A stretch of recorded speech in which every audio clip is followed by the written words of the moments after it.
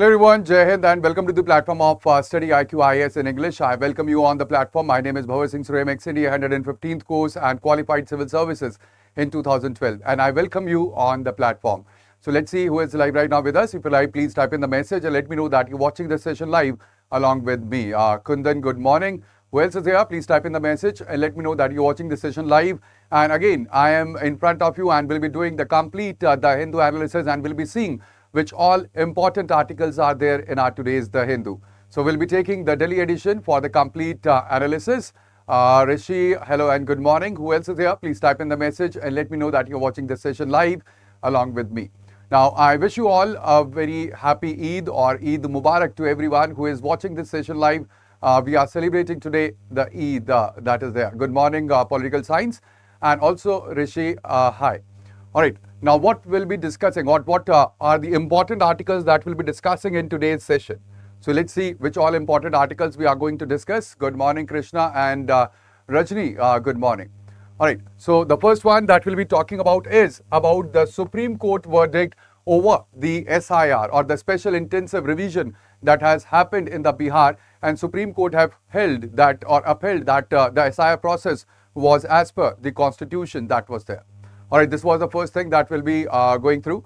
Then we'll be going through the Assam UCC bill or the Uniform Civil Code bill that had been passed by the Legislative Assembly. All right, then we'll be talking about the AMCA fighter jet as well, for which the RFP had been issued, and the AMCA, it is the 5th generation fighter jet that India is planning to build, and it will be the indigenous fighter jet that will be building in India. And Tenu, good morning.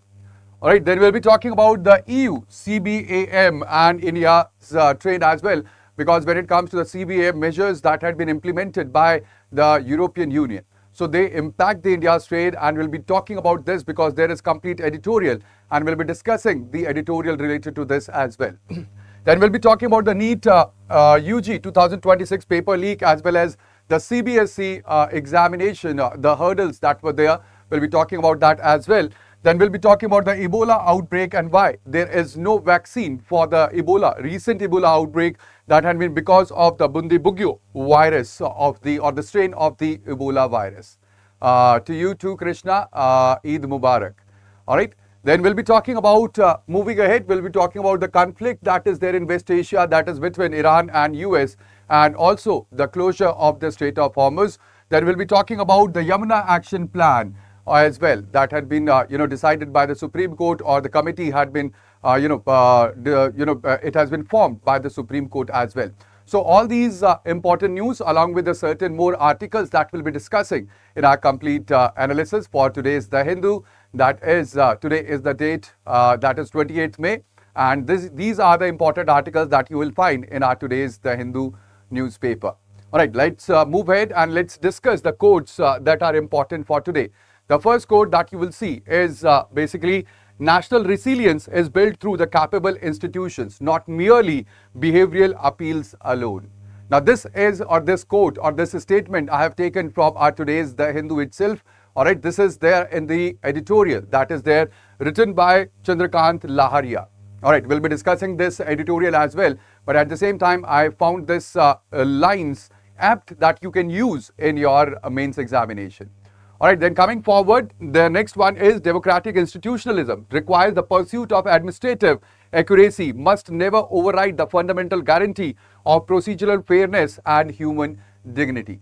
Now again, this you can use in your governance framework or the governance answer that you are writing for the governance answer writing.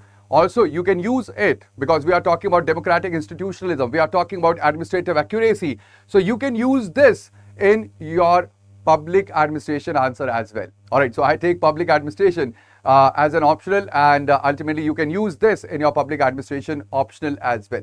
Now coming to the next one, it is the approach or the observation that had been made by the Supreme Court in the SIR process, and the lines are: the integrity of the democratic process does not rest merely upon the mechanics of polling. It is the anchor in the purity and accuracy of the electoral roll. So again, you can use this if you are writing something about the SIR process or the recent, the SIR exercise that had been done by the Election Commission of India. So these are the important codes that you can use for your mains examination. You can take the screenshot, or also you can download the complete PDF. The PDF is available on my Telegram channel, that is BHANWAR_StudyIQ.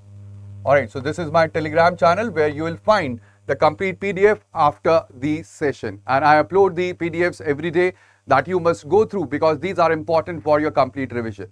Public administration is in my subject this year, 4th semester exam. That's nice, political science. And yes, public administration. Initially, it was the branch of the political science.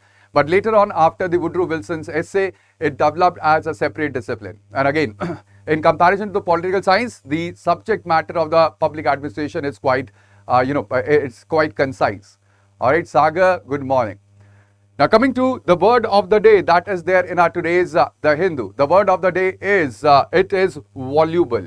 Voluble is basically talkative person. All right. So ultimately it is marked by a ready flow of speech. You can say that I am voluble. All right. Most of you have you had the problem while assimilating what I'm saying, or I have also seen the comments that were there in the previous videos that you speak very fast. So basically it is the voluble that is there. So marked by a ready flow of the speech, or talkative, or fluent, or expressive, that is voluble. And you can use it. The voluble child kept asking questions all day. All right. So this is the word of the day that you will find in our today's The Hindu. All right. All right. Now, coming to the first news that is there in our today's The Hindu, it is the Supreme Court. It has upheld the SIR, and it says it is Election Commission constitutional duty for conducting the SIR process. Now, when it comes to the complete news over here, so this SIR process that was conducted by the Supreme Court, this was basically petition about the SIR in the Bihar. All right, so over here, Supreme Court have held that the SIR is as per the constitution, or the constitutional obligation is there for conduction of the SIR. This had been held by the bench that was headed by our Honorable Chief Justice of India, Surya Kant, and even Justice Bagchi. All right, there had been total 124 pages of the judgment that was there. All right, no issue, sir. You can be voluble. Thank you. All right, at the same time, Election Commission has the constitutional duty that was upheld by the Supreme Court to ensure that there is clean, accurate electoral rolls. And Election Commission is also empowered to verify the citizenship for the inclusion or exclusion in the voter list. Please remember that had been upheld by the Supreme Court recently. Now over here, the Supreme Court have also said that the purged names that were there in the Bihar SIR, there were the names that were deleted from the Bihar electoral roll. They have to be sent to the center so that they could be adjudicated under the Citizenship Act, and the center or the Ministry of Home Affairs that can ascertain the citizenship of those people who had been taken out from the electoral roll. Now at the same time, the Delhi SIR, it has already begun, and it will begin it will begin from 30th of June, and there are nearly 42% of the voters which were mapped with the 2002 rolls or the electoral roll that was there for the Delhi itself. Now over here, when it comes to the SIR process, so under the Article 324, it is the responsibility or the power of the Election Commission for the supervision as well as the the conduction of the elections that are conducted. Now it is basically the continuous wellspring power that has been provided to the Election Commission of India. We usually watch at 2 times the uploaded videos. All right.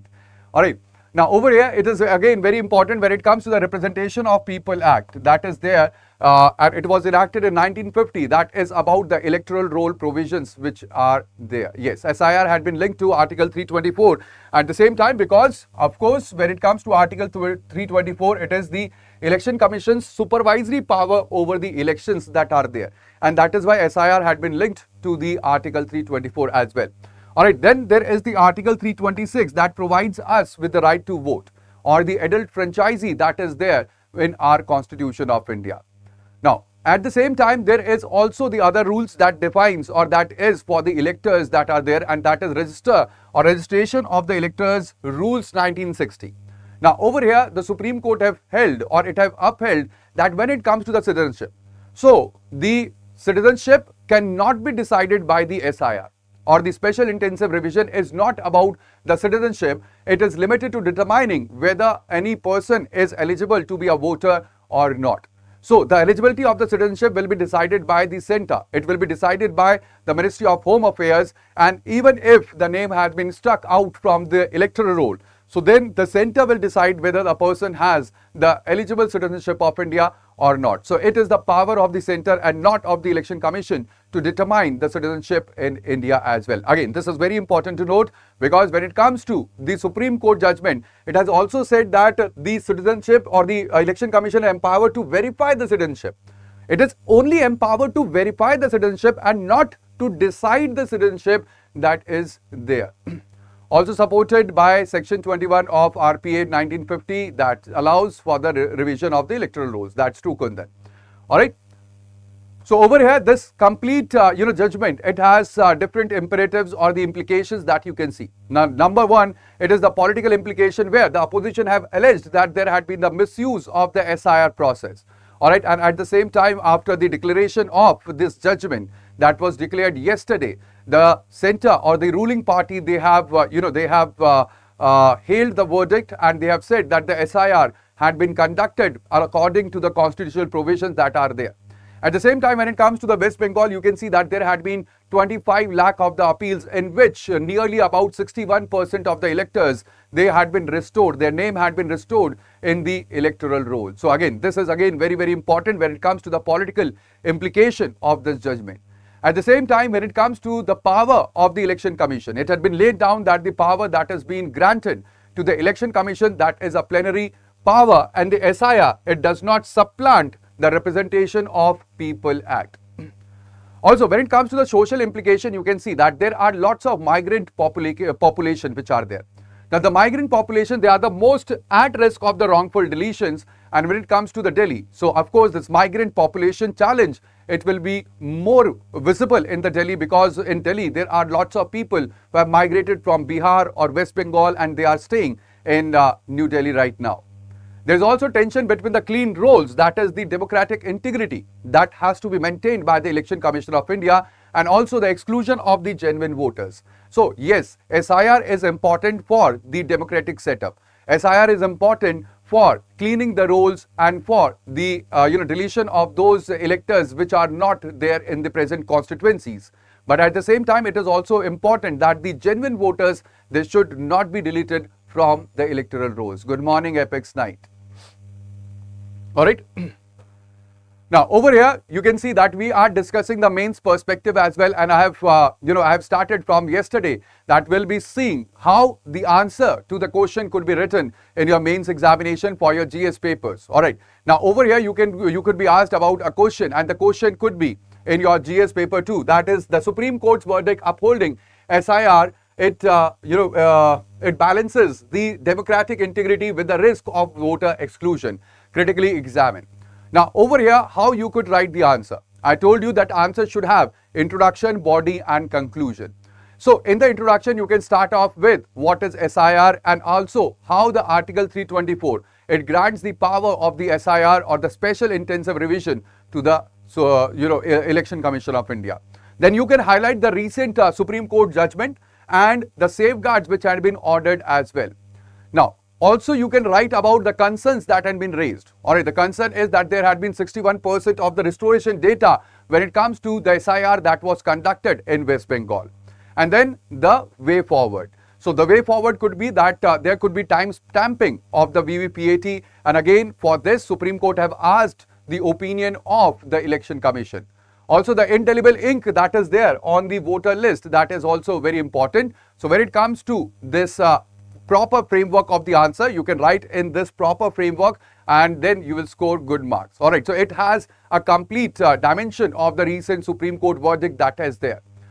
Sir, but talking about migrants' rights should not be valid, I think, until and unless they are settled completely. See, what happens is that if you are, if you are living in a particular constituency for a longer period of time, so of course you should be able to, cast your vote. because you had been living in that particular constituency for a longer period of time.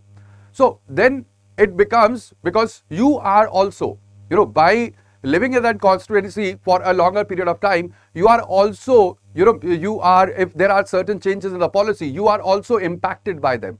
So ultimately, right now what we see is that the voters which are there, or the migrants which are there from Bihar or West Bengal, their name is there in Bihar and West Bengal itself. Alright, their names had not been deleted from Bihar and West Bengal, and that is why we have seen that whenever there is election in Bihar or West Bengal, there is exodus of lots of migrant population to Bihar and West Bengal. We have seen this in Assam as well. Alright, when the election for the Assam Assembly that was held, so lots of people, they migrated and they, went back to their states during the election that was conducted recently. So that is again very important, that there should be a kind of time limit about the migrants that should be decided. So after a particular period of time, if a person is living at a particular state, so his name should be included into the voter list at that particular place where he had been living for a longer period of time. That should be done. Alright, that should be done, and that should be there in our country as well. Now coming to the next important news that is there, that the Assam Assembly, it has passed the UCC bill amid the dissent by the opposition. So the UCC bill that we have discussed even yesterday, that had been passed by the Assam Assembly, that is a 126 member assembly that have passed this bill by the voice vote. Right. Sir, please, about VVPAT. So political science, VVPAT is voter verified paper audit trail. So what happens is that when you cast your vote, alright, now we are using the EVM. So in EVM, there are buttons that you have to press with the respective of, the political candidate that you want to choose. Now VVPAT is like a audit trail that is there, and as soon as you press the button, so what happens is that there is a slip that is printed along with the, what you have casted your vote, and then it gets printed and it gets rolled out from the EVM. That is VVPAT, or voter verified paper audit trail that is there. Now, it has been said that there should be time stamped, because ultimately there had been, allegations that they were the, allegations of, vote tampering by the EVM, and ultimately if they will be time stamped. So of course, if there will be vote tampering, that will be done using the software manipulation or anything that happens in the EVM. So it could be verified, because if there is vote tampering, there would be lots of the votes that will be, printed at the same time. Alright, there will not be a time gap between those printing of the VVPATs, and that is why it has been said that the VVPAT, they should be time stamped, so that the voter manipulations or the votes manipulation, it cannot be done using the software. Yes. Alright, now coming to the news that we were discussing, it is about the UCC, or the Uniform Civil Code bill that had been passed. And over here, it is again very important that this bill is about the civil code. The civil code is basically that governs the marriage, the divorce, the inheritance, and even the live-in relationships as well. Now over here, it is very important that the scheduled tribes, they had been excluded from the purview of the bill, or the UCC bill that had been passed, so that the tribal rights, they could be preserved, and the tribal rights, they are not impacted by the UCC or the Uniform Civil Code that is there. When it comes to the opposition, that is Congress, the Rajor Dal, as well as TMC, they have opposed this bill and demanded that there should have been a select committee review of the bill that should have been there. Now, when it comes to the passage of the bill, Assam becomes the second state where the UCC bill or the Uniform Civil Code bill, it had been passed. Now, when it comes to our directive principle of state policy, so Article 44, it lays down that the UCC is a directive principle, or it is the Uniform Civil Code, it is a principle that should be kept in mind while framing the policy by the state and the national government. At the same time, when it comes to the directive principles of state policies, they are not justiciable as well. Now, there is a tension when it comes to the UCC or Uniform Civil Code, and the tension is about the Article 25 to 28 that provides us with the right to freedom. At the same time, there is also the Article 13 and 14 where we have the equality as well as the non-discrimination that is provided under the Constitution of India. And over here, it is again important that when it comes to the fundamental rights, there is inherent tension when it comes to granting of the universal civil code, or the civil code that should be there. Now, when it comes to the Universal Civil Code, the debate, it began after the Shah Bano case in 1985. In 1985, there were the reform debates about the personal law, especially the Muslim personal law, and that led to the starting of the debate of implementing the Universal Civil Code in India. And when it comes to Goa, it is the only state that had the UCC or Uniform Civil Code since the Portuguese era. There is no special act that had been passed by Goa, please remember, and it was only the state right from the independence that where we had the UCC or the Uniform Civil Code that was implemented. As well as it is important to remember the 2018 report of the Law Commission as well, which has said that the UCC is neither necessary and it is not either desirable when it comes to India or its implementation in India. All right. Sir, how long is the VVPIT slip visible to the voter? Is it 7 seconds? Yes, it's just few seconds that it is visible and then it gets rolled out. Is UCC a project of social reform or administrative standardization? So see, when it comes to India, it is both.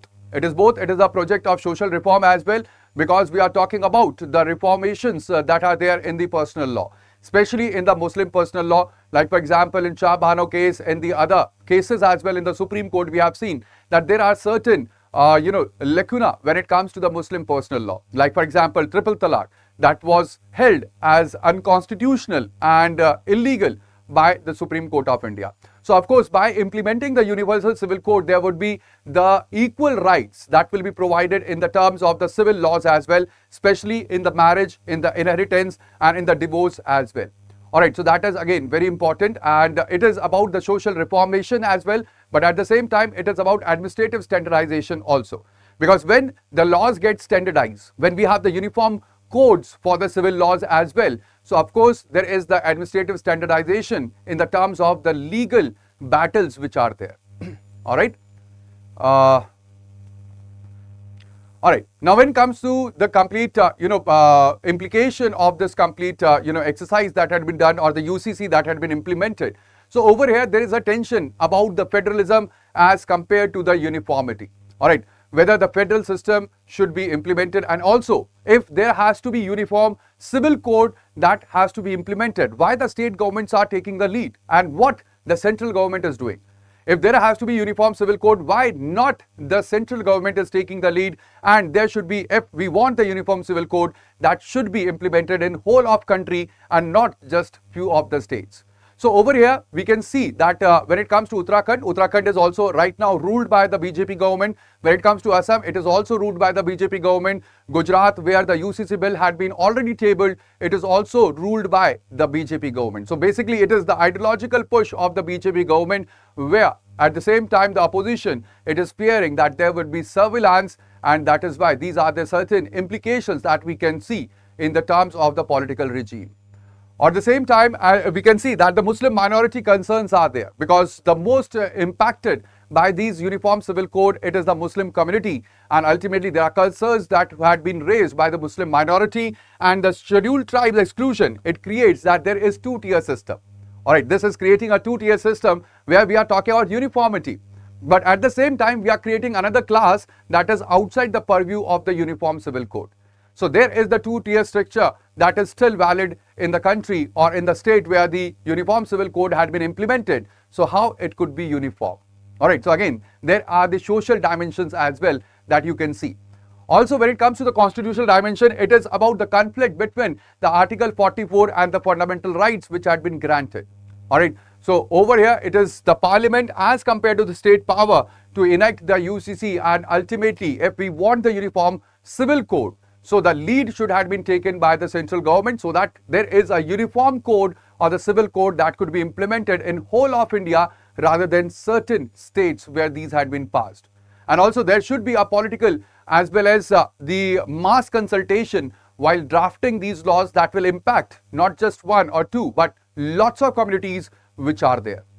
Alright, there is ethical perspective as well, where we can see that it is about the gender justice. Alright, when it comes to the Muslim women, they are the one who had been deprived of their rights or the civil rights when it comes to the Muslim women, or also when it comes to the women in general. Alright, So they had been deprived of their rights, and by granting the civil code or the uniform civil code, they will be granted the gender justice. But at the same time, it is also about the cultural rights. It is about the religious rights that are there.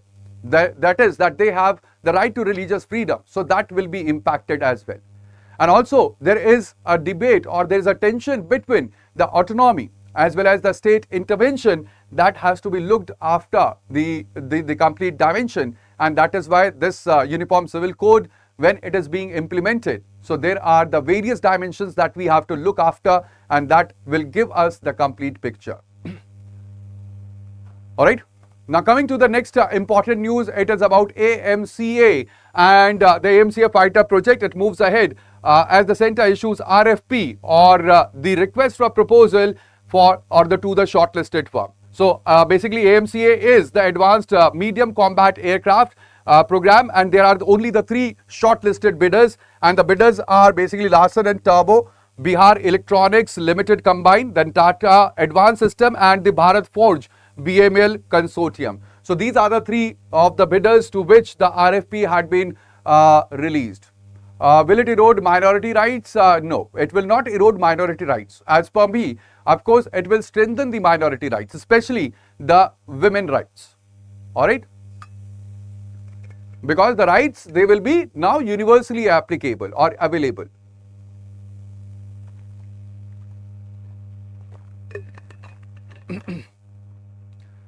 Now, when it comes to this particular news, so the Ministry of Defence, it has issued the request for proposal for the 5th generation AMCA that will be there, and jet look cool, right? All right, and there are only 3 shortlisted private firms for which the request of proposal had been asked. The shortlisted firms are Larsen Turbo and BL Combined, there's Tata Advanced System, and the Bharat Forge BEML as well. Now, over here it is very important to note that the state-run or the state-run PSU in the terms of the development of the aeronautics, that is Hindustan Aeronautics Limited, it had been kept out of the selection process. This is very important, and this is a significant policy signal that you can see while floating the RFP or the request for a proposal as well. Now, over here there will be 5 prototypes that will be built. Now, these will be built under, please remember, the Aeronautical Development Agency, or ADA. There will be total 5 prototypes, and the foundation stone that had been laid on 15th of May in Andhra Pradesh, Sri Satya Sai district, and there is total of 15,803 crore infrastructure project that had been that will be laid for the development of the AMCA, or the 5th generation fighter plane that will be that will be made indigenously in India. Now, this complete selection, it will complete in 4 to 5 months based on the technology as well as the commercial evaluations that will be there. Now, when it comes to the AMCA, it is the India's most ambitious indigenous airspace project, and ultimately the features that AMCA will have, it will be the one that will be that will have the stealth technology along with the advanced avionics, super cruise, as well as low radar signature, so that it will not be caught by the radar as well. Now, over here, the ADA, that is the Aeronautics Development Agency, that is there through under which the 5 prototypes that will be built. It is under the Ministry of Development, and it is the developer of the AMCA. And this is where we can see that there are the private firms which had been selected, and manufacturing partners will also be the private partners, all right, or the private firms that will be there. So again, over here, this links to the Make in India Defense, or Atmanirbhar Bharat, and IDEX as well. According to the article, we have we have the Tejas Mark II, which is again, it is 4.5 generation. It is the predecessor of the AMCA, and AMCA will be the next leap when it comes to the fighter jet technology in India. And you can compare this to the rest of the 5th generation fighter planes that are there with the various countries, like for example F-22 is with USA. All right, we have seen this F-22 during the recent West Asian crisis as well. All right, where F-22 had been deployed. There is Sukhoi Su-57 that is with Russia, and there are plans of there are the talks about inducting Sukhoi Su-57 in India as well. And then J-20, that is the 5th generation fighter plane of China as well. Good morning, Miss Verma. And stealth is invisible, not exactly invisible. Stealth is where we use the technology to minimize the radar capture, or it is the technology where basically we are talking about low radar signature, and thereby it is not, it is not easy to capture on the radar signatures, and that is the stealth technology that is here. Now what happens is, let me tell you, now what happens is when we are talking about the fighter jets.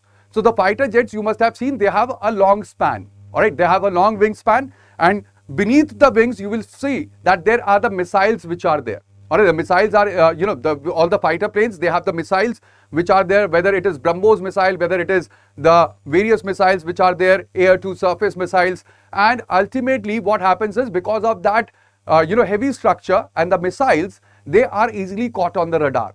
Now in the 5th generation, what happens is that they also have missiles, but the missiles is inside the chamber, all right, inside the main chamber. So inside the main chamber, there is the missiles, they go inside, and when they have to be released, they can come outside and then they could be fired. So that actually reduces the radar signature of the fighter plane, and that is the technology where we have the radar signature that is minimized, and that is what we call as 5th generation aircrafts. All right, clear, Kundan? What happens is over here, and that is what is stealth it is. All right. Now over here, when it comes to the AMCA, or the request for a proposal that had been floated, over here you can see that it will reduce the dependence that we have right now on Russia and France. I told you that there are the won't forget stealth UPSC question this year, right? Now when it comes to the dependence on Russia, so I told you that we are in the talks, there are the talks that are going on between India and Russia about inducting Sukhoi 57 or Sukhoi Su-57 in India. That is again a 5th generation airplane or the fighter jet that is there. So ultimately that will reduce the dependence on Russia for the aircraft technology. It will also reduce the dependence that we have on France, because with France we had the Rafale deal, and when the Rafale deal was signed, initially it was that the technology had to be transferred. Later on, Rafale, for the Rafale, the France, it deferred from that particular deal, and it is not ready to transfer the technology to India. So again, that will reduce the dependence that we have on Russia and France for the advanced technology when it comes to the fighter jets. Also, it will fill the critical gap that Indian Air Force has after the 2035. Again, so that is very important. That is why we are planning, or we are moving ahead with the AMCA development that is there. All right. And ultimately, when it comes to the economic, so there had been a total of 15,803 crore infrastructure project that had been laid down. It will also boost the industrial ecosystem in India. All right. And also when it comes to the defense export, so we will develop the potential of, exporting the defense products that we are already doing. You must have seen that India is exporting the Tejas, India is exporting the Agni missiles as well. So that will develop, or it will boost the potential of India when it comes to the defense products that are there. Again, over here there are policy implications as well. As you can see that HAL or Hindustan Aeronautics Limited, it had been excluded from the request for proposal or RFPs. And this is the push that you can see for the competitive private sector in the defense regime or the defense sector. And again, this is very important for developing the developing the indigenous fighter jets in India. Now this again, it connects to the public administration. All right, it connects to the new public management. It connects to the contracting out or hollowing out that we study in public administration. So you can quote this when you are writing something about new public management as well, right? So those students who have public administration as the optional, they can understand this, that this is about the hollowing out, and this could be an example of contracting out to the private players. And again, over here, the basic tension is between public and private, the authorities or public and private administration as well. Shinobi, good morning. Now, when it comes to the geopolitical impact, so it will be the sixth nation. After the development of the AMCA, India will be the sixth nation with the indigenous 5th generation technology and the capability of the fighter aircraft that will be there. All right. Now, coming to the next important news that we have in today's, it is about tariffs to carbon, the new rule shaping India's trade, and this was in the editorial column. Again, this is the editorial that we'll be discussing. And when it comes to this editorial, it is all about the CBAM measures. Now we know that the CBAM, they have entered the definitive phase right from the 1st of January 2026. It was proposed in July 2021. Now when it comes to CBAM, these are basically the carbon linked charge on the imports that will be done in the European Union. And ultimately the major hit sectors that will be there, yes, Shanti Bill as well. All right, when it comes to the major hit sectors or the industries that will be hit because of the CBAM measures that had been introduced by the European Union, these are the major sectors, that is steel, cement, aluminium, fertilizer, even electricity and hydrogen as well. Now this will prevent the carbon leakage, but at the same time it will discourage the shifting of the dirty production outside European Union as well. Now we are right now in the process of finalizing the free trade agreement with the European Union, and ultimately over here CBAM will still apply even after the free trade agreement that will be there between India and EU. So this is a kind of you can say that this is a kind of non-tariff proposal that will be there on the exports that we will do to the European Union market. Now the market access, it is now being shaped by the carbon compliance and not just tariffs, and thereby it also raises one very important question, and that is that either or if the free trade agreements are only the solution. Alright, so how India will be the 6th nation to have 5th generation aircraft? AMCA is 4.5 generation, right? No, it will be the 5th generation. When it comes to Rafale is the 4.5 generation. Now we are moving ahead from the 4.5, and the AMCA, it will be the 5th generation aircraft, Krishna. Alright, it will not be the 4.5 generation. Alright. Now when it comes to the complete over here, the scenario that you are seeing, or the India's exposure, the steel and aluminium, they will be the most immediate sectors that will be hit by the CBAM proposals, and EU is the major market for the steel and the aluminium exports that India does to the different markets which are there. Now over here, steel and aluminium, they are carbon intensive productions, and they are produced by or the carbon is released intensively, and ultimately they will be the most hit sector when it comes to the CBAM measures.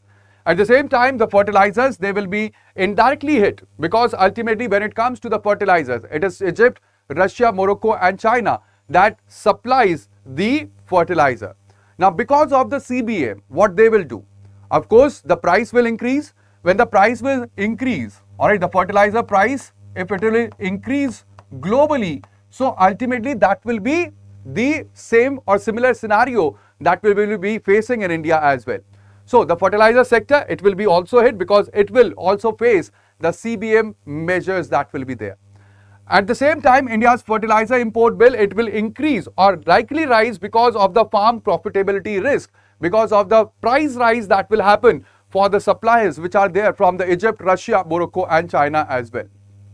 There's also short-run implication that you can see that the compliance cost, it will shrink the margins, and in the long run you can see that there will be a cleaner tech investment that are needed so that the CBAM could be bypassed. Alright, the similar policies are being adopted by the other developed nations as well, and this is a structural shift that we are seeing or we will see in the future also. Right. Okay. Now over here you can see that when it comes to the various tariffs or the various measures which had been taken by the various countries. So initially, apart from the tariff, there were non-tariff measures which were taken. The non-tariff measures were traditional. All right, like for example, the phytosanitary conditions that are there. So ultimately, what happened before was that there were the non-tariff measures that were taken by the countries. And these non-tariff measures, basically they were qualitative. They were based on the quality and they were based on the compliance as well. Alright, right now when it comes to CBAM, the CBAM will be on the quantity of the export that is having or that is being made to the European Union, and it will be not based on the compliance, but it will be based on the price of the product that is being exported. Also, when it comes to the scope, so the NTMs or the non-tariff measures, there were the product quality standards that were judged for the non-tariff measures. But right now in the CBM, it will be the carbon intensity of the production that will be judged, over which the CBM will be implied or applied. When it comes to the cost to comply, it was moderate and it was just one-time cost that was there for the non-tariff measures. But when it comes to CBM, the cost will be high and it will be ongoing investment when it comes to the CBM measures that will be taken. And I cannot pronounce your name, but good morning. All right. At the same time, the impact will be that when it comes to the non-tariff measures, so basically they acted as a barrier to the market access. All right, they acted as a barrier, and when it comes to CBM, so ultimately they will raise the export cost directly. So these are the, or that is the difference between the non-tariff measures which were implemented for the trade and the CBM that will be implemented by the EU or European Union. Now coming to the next important news that we have in today's newspaper is about the CBSE OSM that was there, and over here at we have the another news about NEET UG examination. So the CBI have made another 2 arrests when it comes to the NEET examination, and over here another news is about the company that was used for the CBSE on-screen marking, and Rahul Gandhi have said that it had already been linked to the controversies that are there. Now both the news, they connect to the examination perspective and the examination reforms that should be done or that should be there in our country. Now when it comes to the NTA, it had cancelled the NEET UG examination that was held on 3rd of May, and later on it was because of the allegation of the paper leak. Also the retest had been scheduled for 21st June of 2026. Till now CBI had made 13 of the arrests so far. The searches had been done at 49 locations. The latest arrest, there had been a doctor who is from the Latur, as well as Pune coaching teacher. They had been arrested in the latest arrests that were made. Now over here, when it comes to the complete chain, there was paper setter, that is PV Kulkarni. Later on, there are the coaching owners, the coaching institutes, RCC, that had been closed and it had been sealed properly. At the same time, the doctor facilitator was there, and then the physics teacher, and later on the students, and that had led to the leak of the paper. There is also the controversy about the CBSE, about the OSM or the on-screen marking that had been implemented for the 12th board students, and it had been said that it was by COEMT, the company that was, the OSM marking was contracted out. The company is named as COEMT, and it was formerly Globarina, and again that was already in the controversy, and this controversial the company had been given the responsibility of the OSM or the on-screen marking that had been said by Rahul Gandhi. All right. At the same time, when it comes to the NTA, we know that it had been established in 2017 under the Ministry of Education, and it is not by any statute. It is not a statutory body, but it is an autonomous body under ministry. Now, NEET controls nearly about 1.08 lakh of the seats in the MBBS, and 2.3 lakh students, they had appeared for the 2025 exam as well. All right, 23 lakhs, not 2.3, 23 lakh of the students, nearly about 23 lakhs, they have appeared for the examination that was conducted on 3rd of May. Now over here, it is again very important that IIT Madras and IIT Kanpur team, they had been contacted to audit the IT ecosystem that was used by the CBSE for the on-screen marking, and there are more than 4 lakh of the students which have requested the 11 lakh scanned answer sheets for the errors of the OSM or the on-screen marking that was done. At the same time, Rahul Gandhi, who is the leader of opposition as well, he has demanded that there should be a special investigation that should be conducted, and the SIT should be formed for the complete conduction of the OSM marking that had been done, and there should be judicial inquiry into the COEMT contract as well. When it comes to the NTA reforms, we already know that there are the high level committee that was formed, the Radhakrishnan committee, which have given lots of recommendation for changing the NTA regime. Now these recommendations are still pending, and thereby these are the 2 important of the articles that deals with the education reforms and also about the problems that we have right now in the educational sector that is there. After UPSC released provisional answer key, new controversy risen that higher secondary NCRT mention Senguttuvan as Pandya king. Right, right. Some people in society generally want these positions while others are involved in scams to obtain them.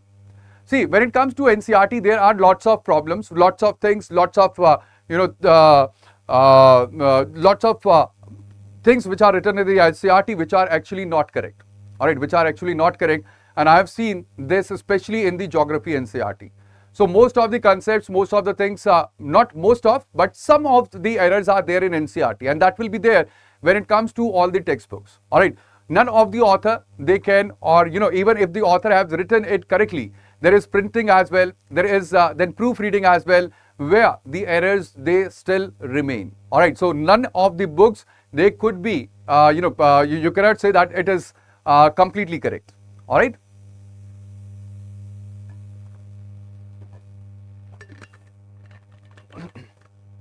All right.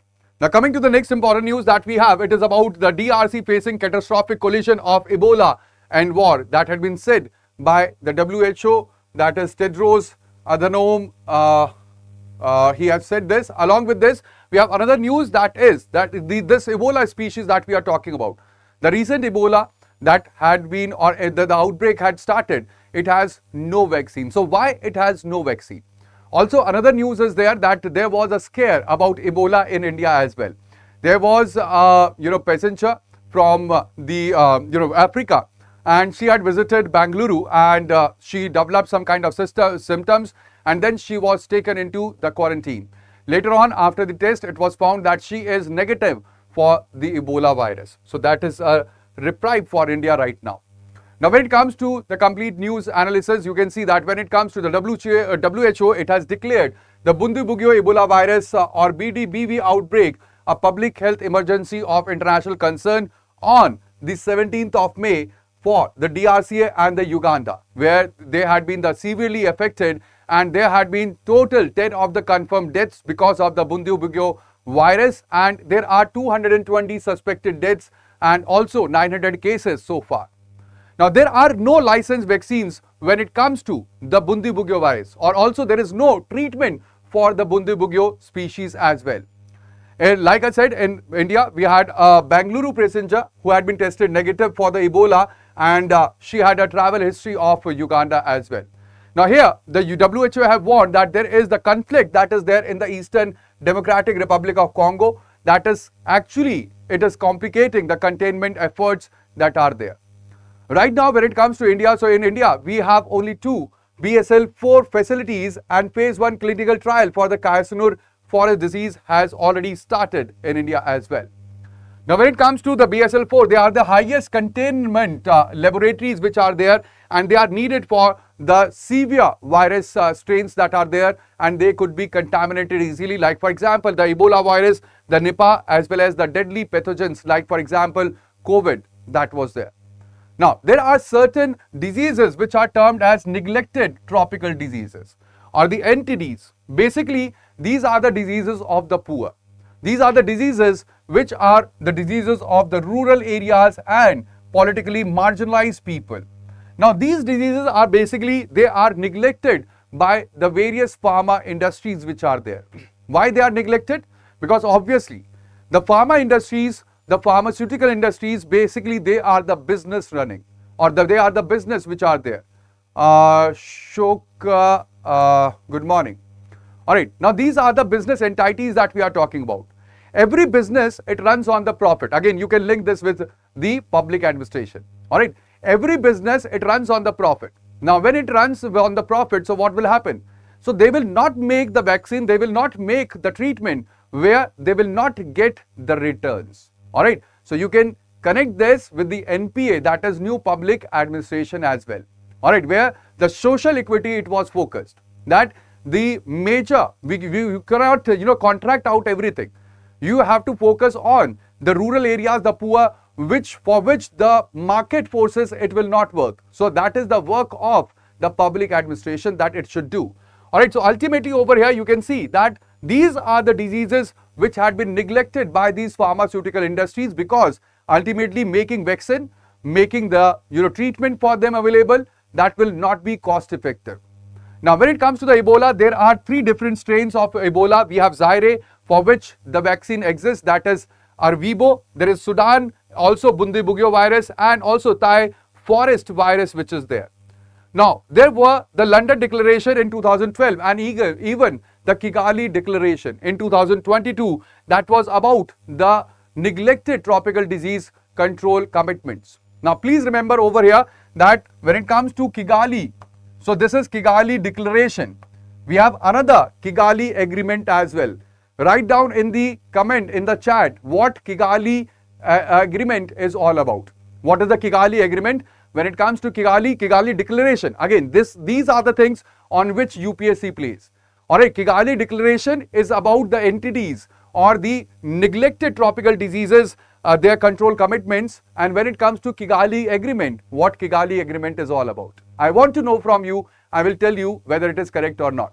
Then there is CP and Gavi. They are the coalition funding the entity vaccine development, and there is Achieve Africa, that was from the African Union in 2026, where the indigenous research and development for the vaccine development have started in Africa as well. Alright. Now, when it comes to the various implication of this, you can see that when it comes to the entities or the neglected tropical diseases which are there are 4 key barriers why there are no vaccine or the treatments which are available. The barriers are, yes, that's true, Krishna. Actually, Kigali Agreement is about the HFC phased out. Alright, that is hydrofluorocarbon phased out. Basically, Kigali Agreement is, you can say, supplementary agreement to the Montreal Protocol. The Montreal Protocol was for the protection of the ozone layer that is there. Alright, for protection of the ozone layer, what happened from the Montreal Protocol was that the CFCs, that is chlorofluorocarbon, they were phased out. But for the refrigeration, instead of the chlorofluorocarbon, HFCs, they were introduced. Now, at the time of introduction, it was not known that the HFCs or the hydrofluorocarbon, basically they are the potential greenhouse gases which are there.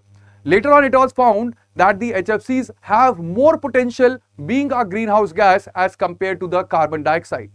And thereby, to phase out the HFCs or the hydrofluorocarbon, another agreement was signed, and that is Kigali Agreement, to phase out the HFCs, that is hydrofluorocarbon, which are the greenhouse gases. Right, very true. I think it's a legally binding international treaty designed to gradually reduce the global production and consumption of hydrofluorocarbon HFCs. Right. All right. Now, when coming back to the barriers for development of the vaccine for the entities or the neglected tropical diseases that are there, the first one is the market failure, where the affected population, they lack the purchasing power.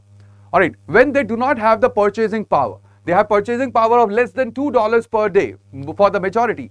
So, ultimately, the pharmaceutical the companies, they do not find it cost effective, and they think that if they will develop the vaccine or they will develop the treatment, they will be in the loss. Alright. Then comes the species specificity, because there is immunity to one of the Ebola species that is there. But at the same time, that immunity is not equal to the protection against the another strains which are there.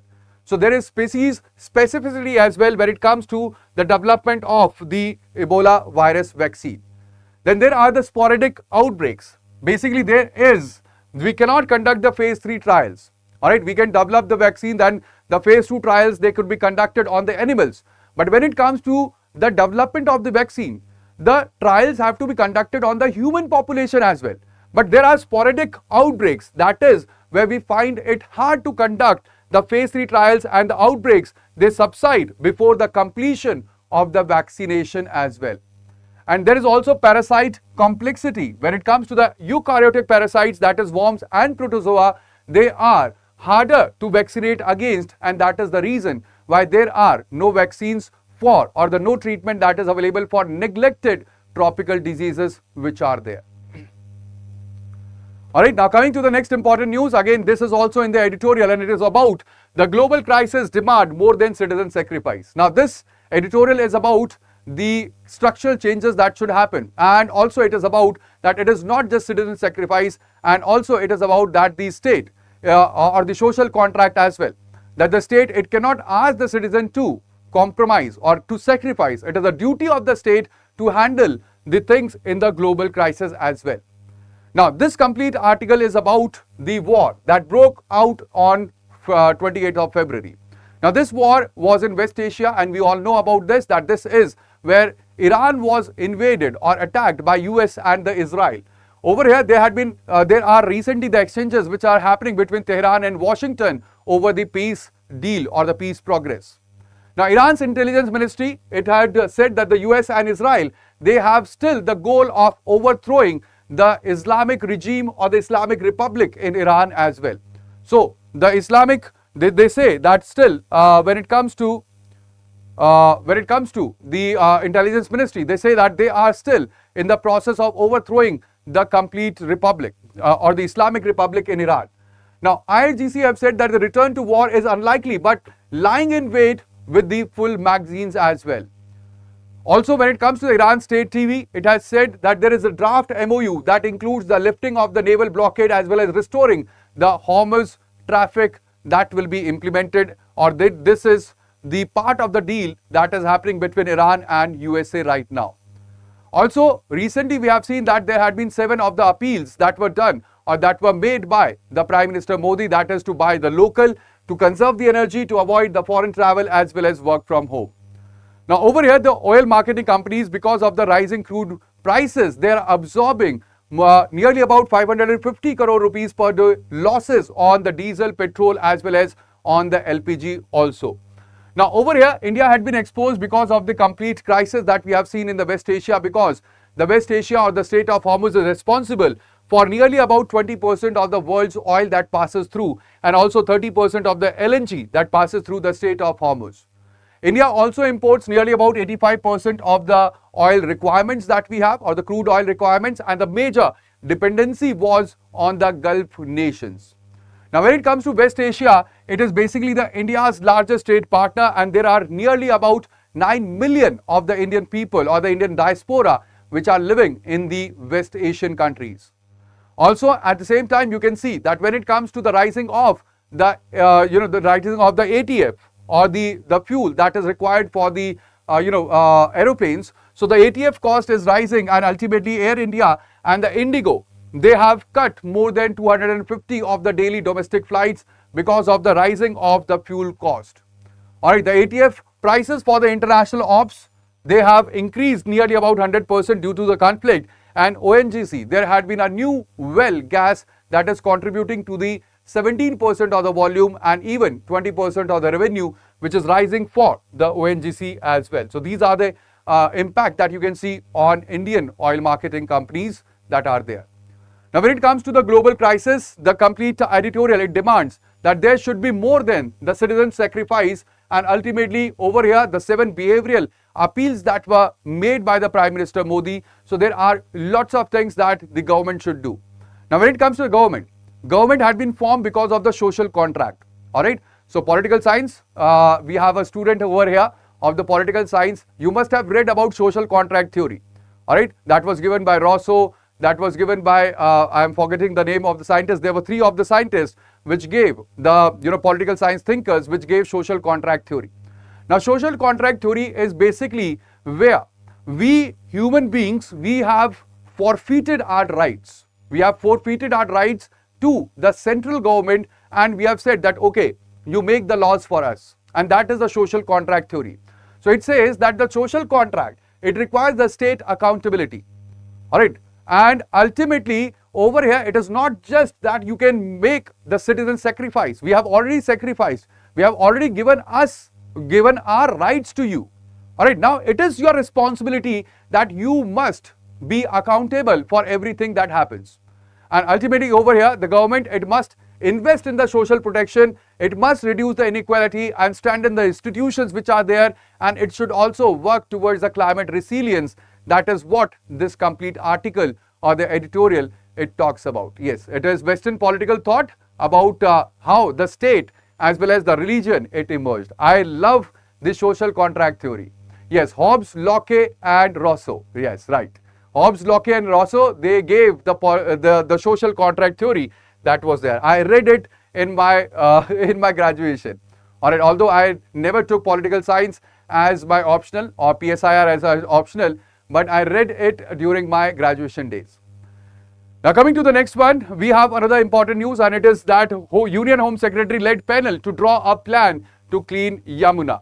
Now this panel had been decided, or it had been declared by the Supreme Court. Over here the Supreme Court have constituted this panel, and it is about the Yamuna that had been reduced to little more than a sewage canal, and that is what the Supreme Court have said.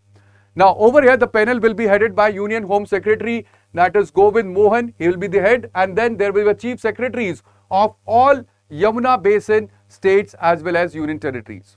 There is the 8-week deadline that had been given to prepare the comprehensive long-term Yamuna action plan for this committee.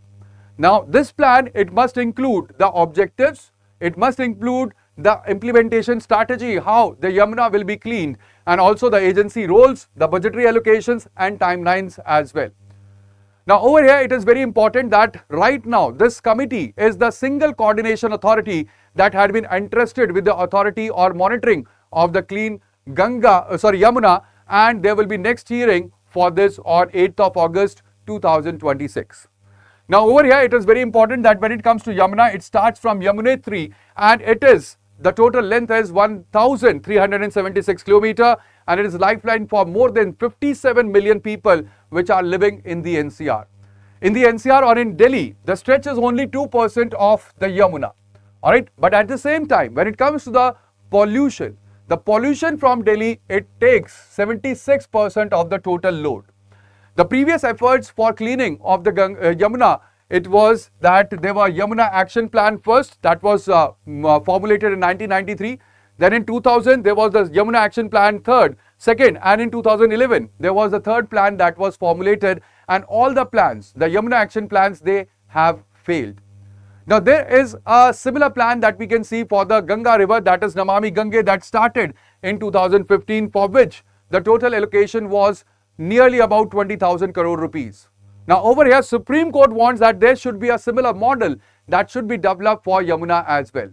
And right now what is happening is that there are various organizations or the agencies which are working for the Yamuna right now, and they are working in silos, that is they are working in isolation, and this has only aggravated the pollution in the Yamuna right now. Now amicus curiae, who is the friend of the court, they have said in the court that there should be geotagging STPs, there should be drains, upload river water quality data that should be monitored if we want to clean the Yamuna river water. Alright, now this is again very important because it relates to the environment. There is the ecosystem collapse that we are seeing right now in the Yamuna river, where we have the methane which is emerging from the sewage, and again that is harmful gas. If it inhaled, it can lead to the death as well. Also there are river zones which had been completely dead, and there are no organisms that could be found in those particular spots as well. There is also silo effect of the agency that we can see when it comes to the governance factor. Alright, that the agencies, they are working in isolation and there is no coordination. So there is very important that the coordination should be there when we are talking about the similar or the same goals. And this shows that there had been interstate coordination which have failed to combat the pollution of the Yamuna river as well.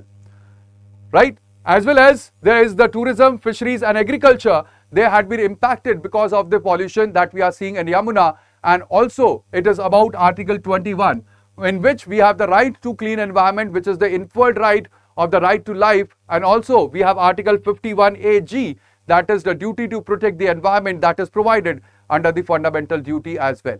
Yes, eutrophication. What is eutrophication? What is eutrophication? So eutrophication is adding of the nutrients or adding of the minerals in water.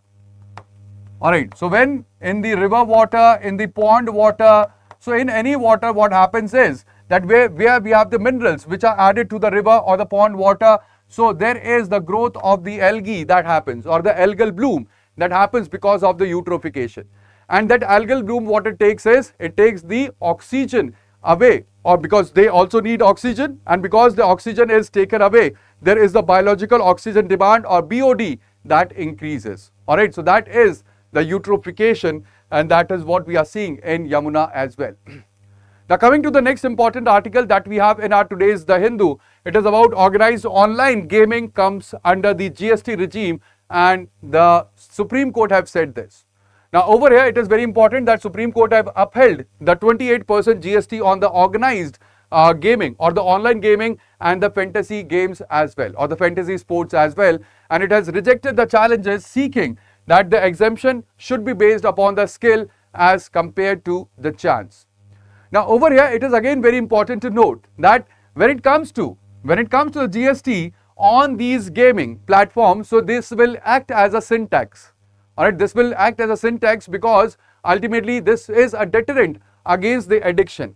But then there is also the moral question that is about state profiting from the betting as well, because ultimately the state will be it will be profiting from the online games, which will be there will be the application of the 28% of the GST that will be there. So again, this is the moral perspective or the ethical perspective that you can see where it comes that the Supreme Court have said that the organized online gaming that should be taxed by the GST as well. Over here, when it comes to the next important news, it is about Vijay, who is now the Tamil Nadu's Chief Minister. He has called on Modi and aired the concerns over the Mekedatu project and the arrest of the fishers as well by the Sri Lankan government. Alright, again, when it comes to Mekedatu, there will be a complete video that will be uploaded. Alright, I don't know if it had been uploaded or not. So in the video section, you can see that this video will be uploaded where the complete issue about the Mekedatu had been explained by me. You should watch it completely. Alright. Right. Now the another news is about the rare dragonfly which has resurfaced in the Arunachal underscores need for the habitat protection. Now this is important for your prelims. This is important for your prelims. And when it comes to this dragonfly, it has 360-degree vision with thousands of lenses, and it can still stay still in the air as well. Alright, it has resurfaced in Changlang district of the Arunachal Pradesh that is there. And when it comes to this dragonfly, it is rare and commonly known as the long-tailed dusker hawker as well. Now this is from the Namdapha Tiger Reserve and the National Park that this has been spotted recently. And ultimately when it comes to this dragonflies or the dragonflies which are there, basically they belongs to the order Odonata, or they are crucial components of the freshwater ecosystem as well, because they are the predators and prey in the aquatic food web. So this is again important for your prelims, where we have the dragonfly which had been respotted in Arunachal Pradesh. Again, you can be asked about the national park as well, that is Namdapha National Park, which is located in Arunachal Pradesh. Now coming to the next important news is about Supreme Court Collegium recommends 4 High Court judges, women advocate to the top court. So again, this is important for your mains as well. That is, you must know about collegium system. What is collegium system? That you must revise. Along with this, 3 judges case that led to the implementation of the collegium system. Alright, then you must revise the NJAC as well, that is National Judicial Appointments Commission. So again, this is again important for your mains as well as it is important for your prelims as well. Alright, again, important article. We do not have to go through which all had been recommended, but it directly connects to the dots that we have to correct. Alright, now the next important news is about US team to visit India in June to finalize the interim pact details.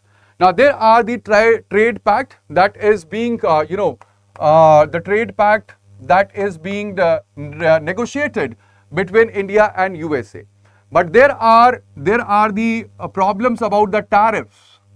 Alright, there are the tariffs war and the tariffs which had been implemented. So over here, this team or the team that will be there, it will to finalize the basic the trade pact between India and USA that will be finalized later on. But they will be here to talk about the various details between India and USA, the trade pact that will be there. All right. Name of the dragonfly, it is over here. It is this is the name of the it's Gaina Kantha Kasi Aka.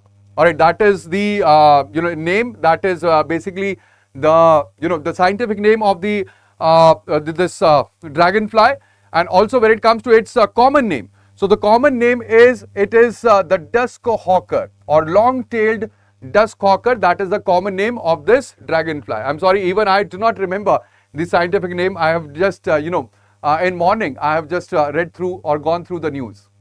All right. Namdapha National Park, where it had been spotted. All right. Right. Now over here we have another news, that is Quad says ports for Fiji, but Ditoka says no specific project yet, talks are ongoing. So this again is news because I got my eyes on this because yesterday we have discussed that the Quad members, they have said that they are they will be developing the port in Fiji. However, over here you can see that this news, it says that just a day after the 11th Quad foreign ministers meeting, which had declared that the grouping would build the port infrastructure in the Pacific island of Fiji, the foreign minister, he has said that no relevant port project has been agreed at the moment, though Fiji is in talk with the Millennium Challenge Cooperation Compact of the United States regarding the port infrastructure. So again, this is again a news because yesterday we have discussed about the Quad grouping and the foreign ministers meet as well. All right. So over here you can see right now that these are the questions that we'll be discussing for the prelims. The first question is on your screen. With reference to the constitutional powers of the Election Commission of India, ECI, under Article 324, consider the following statements. First, the power of superintendence, direction and control of elections vests with the ECI with the plenary powers to act in situations where the legislature has made no provision or insufficient provisions. Second, the ECI possesses the final judicial power to adjudicate disputed citizenship claims and issue deportation orders under the Citizenship Act of 1955. Third, the preparation and purification of the electoral rolls is a continuous constitutional duty of the ECI that is independent of statutory control. So, मुझे English speaking skills improve करनी है, like you sir. कैसे improve करूँ, because in Odisha we generally speak in Odia and English समझ में आता है but speak नहीं कर पाता हूँ. So political science, it is very important to when you want to speak in English, it is very important to think in English. If you are thinking in English, so then you will be able to speak in English properly. What generally happens is with the native language or with the Hindi as well, I have seen people struggling with speaking in English. So what actually happens is that we are at the back of our mind, we are forming the sentences in the native language and then we are translating it. Now if you are forming the sentence in a native language at the back of your head and then you are translating it, so there will be a gap and there will be the pauses that will be there. But if you are thinking in English itself and then you are speaking, so there will be no lags in between. You will be able to speak fluently, and that is what is required. And now, how you will develop these thinking in English? Another important thing is, how can you think in English? You have to read, you have to listen, and that is how you can think in English. Just read and also listen English. Reshma was silent till now to jump and answer the quizzes. All right. So let's see. The right answer is yes. The second is incorrect. The ECI has no powers to adjudicate the disputed citizenship claims. That was said by the Supreme Court. 1 and 3 are correct. So the right answer is B. That is true. That is true. Right. Now coming to the next one, we have over here the common but differentiated responsibilities and respective capabilities, that is CBDR-RC principle, often discussed in international negotiation, is formally anchored in which of the following frameworks? The first one is General Agreement on Trade and Tariffs. Then we have the United Nations Framework Convention on Climate Change. Then we have the Basel Convention on Transboundary Movement of Hazardous Waste, or the Convention on Biological Diversity. Right. So we have the UNFCCC, that is United Nations Framework Convention on Climate Change, where we have the responsibility or the common but differentiated responsibilities and respective capabilities that is there. So we have B, that is the right answer. Next, with reference to the National Health Accounts or NHA estimates 2022-23, which of the following trends have been recorded in India over the last decade? First, Out-of-pocket expenditure or OOPE as a percentage of the total health expenditure has declined continuously and is now below. Second, government health expenditure as a percentage of the country's gross domestic product or the GDP has registered a continuous increase. Third, private health insurance spending has grown, reflecting increased healthcare awareness and penetration. So select the correct answer using the code given below. So what is the right answer?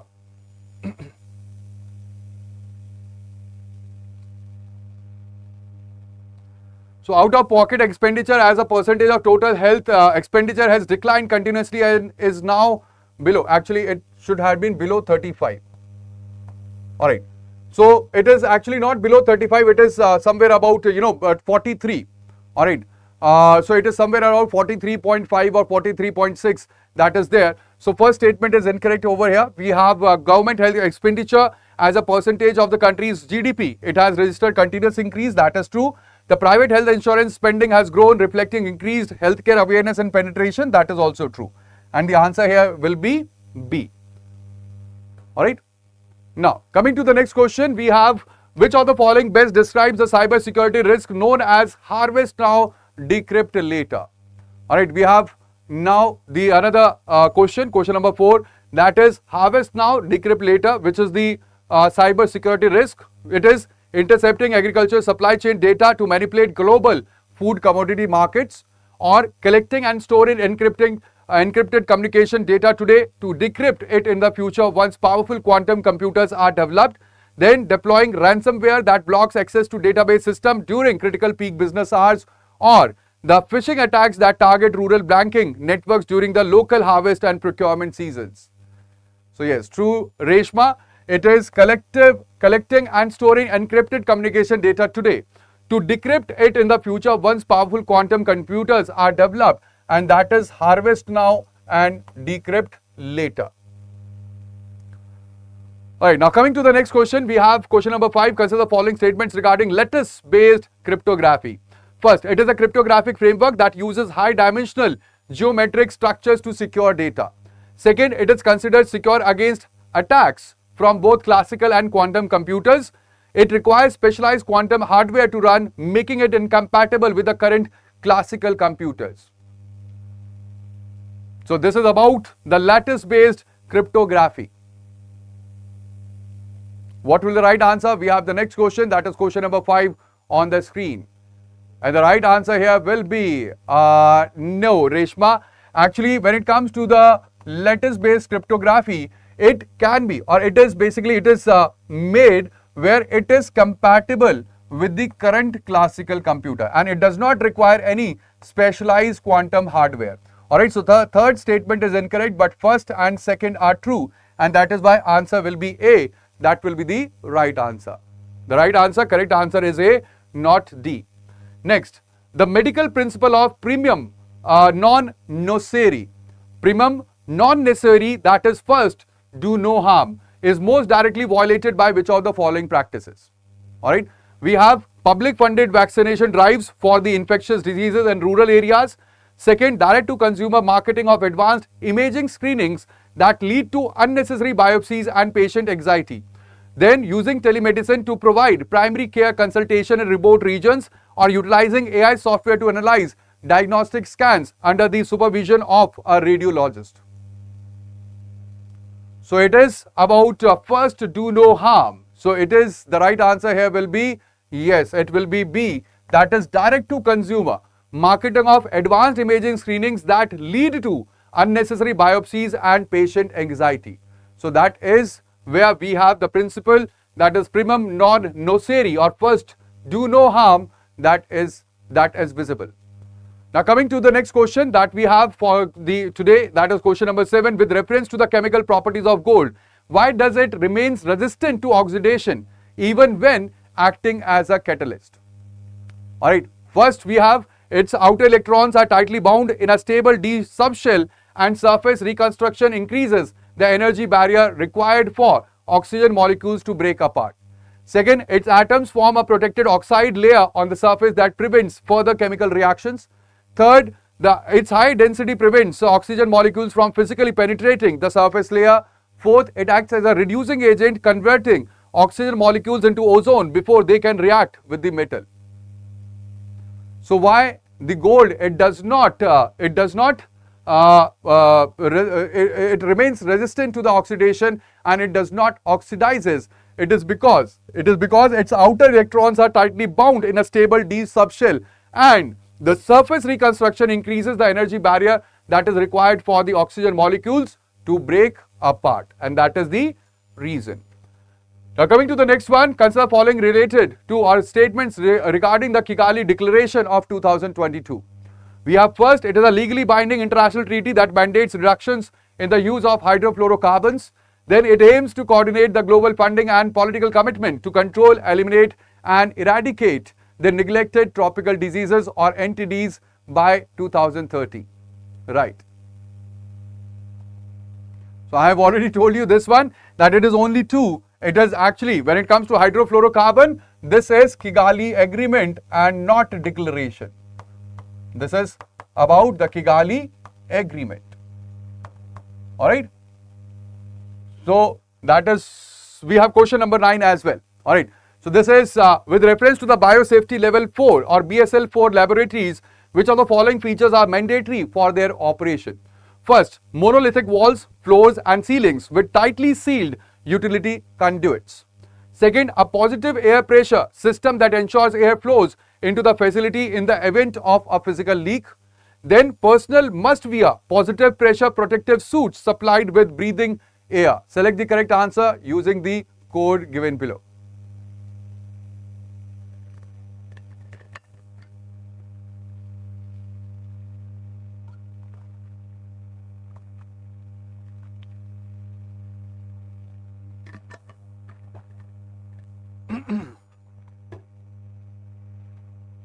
Again, let's see what will be the right answer here.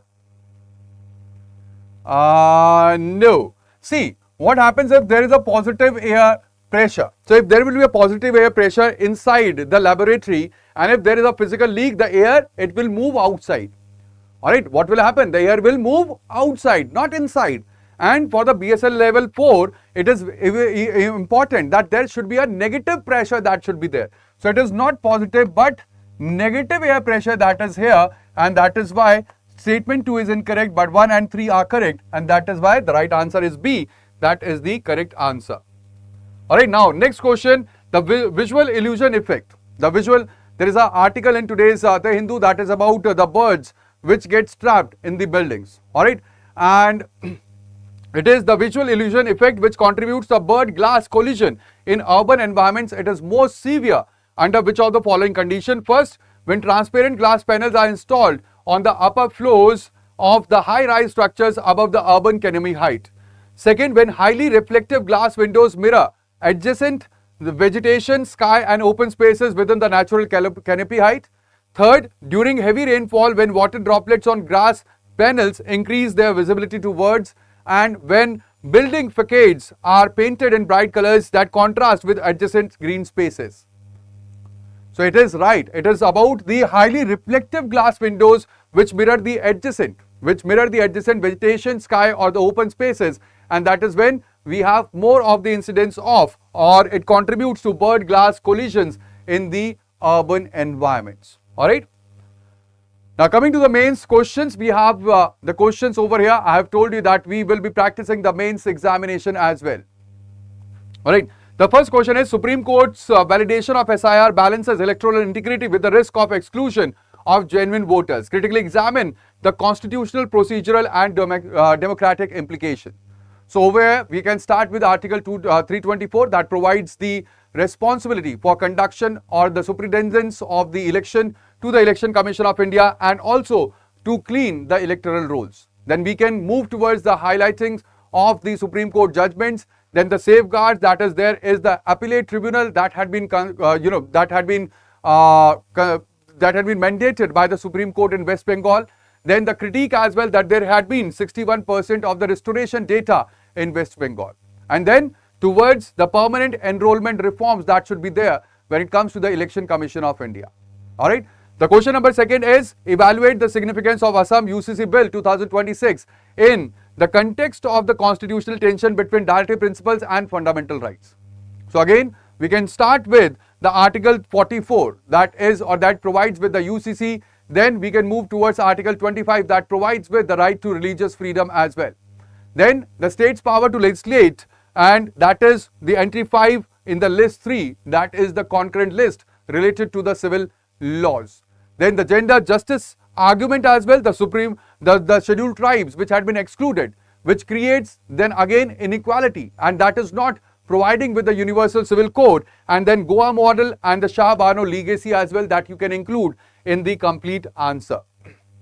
Then the next question is, the India's carbon intensive export sectors face an existential challenge from the EU's carbon border adjustment mechanism, or the CBAM. Discuss the implication and suggest a two-pronged domestic international strategy as well. So over here you can start off with the CBAM mechanism, what it is, then the steel and aluminium which will be directly impacted, then fertilizer which will have indirect impact, and then the domestic region we can have the carbon tax, we can have, or we can move towards the green hydrogen, as well as PM Kusum Yojana that is there. And then for the international, you can develop, or the developing countries, they must be exempted from the CBAM mechanism, and the TNA, that is technology needs assessment, that should be there for the international strategy as well, where you can move forward. Thank you. Alright, then comes to the next question. It is AMCA program represent India's strategic choice between self-reliance and operational urgency. Alright, analyze with reference to the role of private sector in defense manufacturing. So we have seen that it is only the private sectors which had been provided with the RFP, and here we can see that there is a credibility gap or the capability gap between the Indian Air Force. There are the features that we can discuss about the 5th gen or the AMCA fighter jet that will be produced, and then this will be a Make in India project. HAL had been excluded, and that is where we can see that there is DPP 2000 or IDEX that is there when it comes to the production of the defense equipments in India. Then the risk, that is the timeline slippage, the technology gaps when it comes to the private and the public sector, and then we can compare about the Tejas delays that happened because the Tejas had been developed and manufactured by the HAL as well. Then coming to the next question, it is PM Modi's 7 appeals urging citizens to conserve resources during the Iran crisis were viewed as both patriotic and they were viewed as the paternalistic. Examine the ethical tension between the government's duty and citizen autonomy during the national crisis. Alright, so over here you can start off with the social contract theory. I told you in brief what social contract theory is all about. Then you can talk about the behavioral ethics as well as the structural reforms that are required. And then we can move towards the government accountability, the individual as well as collective responsibility, and the way forward. That is, there should be a transparent communication and the institutional reform as well. I was watching a reel on Instagram. I usually do not, go on Instagram and watch reels, but I was just free yesterday after the classes, and I was watching a reel. And there was a stand-up comedian, I don't remember his name. He said that at least there should be a clear and transparent communication when it happens from the the leadership that is there in the country, and that is what is required or what is very important when it comes to the leadership in the country. Alright, so that will be all in today's session. But if you are preparing for the UPSC 2027 and 2028, so you can enroll into the foundation batch P2I, which is based on the SMART model for 2027-28, and you can use the code that is BRS Live for the maximum discount that is there. Alright, so that would be all. Thank you Kundan and Rishi, Reshma, thank you very much. Apex, yes, see you soon. Alright, and Krishna, thank you so much. Kundan, thank you. Rishi, thank you very much. Miss Verma, thank you. Bye-bye Kundan. Thank you Shinobi and Krishna, thank you. Alright, so that would be all in today's session. Thank you very much guys for joining me over here on the platform of StudyIQ IAS in English. I will see you tomorrow at the same time, that is at 9:30, and also those students who are there in the batches, I will see you today as well in the classes also. So that would be all. Thank you. Bye-bye. Take care and Jai Hind. Thank you very much Rajni that you found the session amazing, and political science as well. Thank you. Thank you everyone for joining me over here on the platform. Thank you.